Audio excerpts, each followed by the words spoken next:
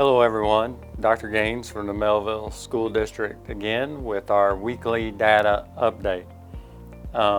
Overall, doesn't look so good, and we're not making any changes to what we're doing yet.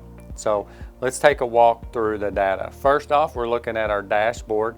Remember, we post these every Monday on our website for the week prior. So this is what's on our website right now, and this is for the week around Halloween, and you can see those numbers. If you look week by week, you can see that our number of students that we've asked to remain off campus has gone down over the last few weeks. And then if you look at our weekly averages, now that we've been in session in some form for about 6 weeks for our pre-K students, you can see that we're having about 9.5 students, 9 to 10 students test positive each and every week, and about 120 students being asked to remain off campus as an average. We've been way above that, and we've been under that. From the staff perspective, we're having between 3 and 4 staff members test positive per week, but we're asking about just under 20 to remain off campus each and every week. That's what's causing us a big challenge, is being able to maintain a workforce. I'm sure that you've seen media reports from schools across the region. I see them from across Missouri. More and more schools are having to close temporarily due to teacher and substitute teacher shortages. If we look at what's happening with just student cases over the last 6 weeks, we can see that our elementary had been fairly steady. We did see a bit of a bump up that week of Halloween, and last week was our first week to have high school students in our blended model. The state also puts out information on youth age cases. There's not a regular pattern to when that report comes out.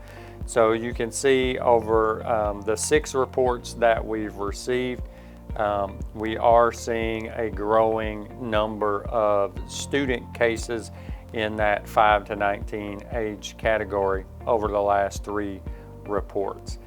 If we look at age band positivity, we have seen some stabilization here, so that is a positive sign.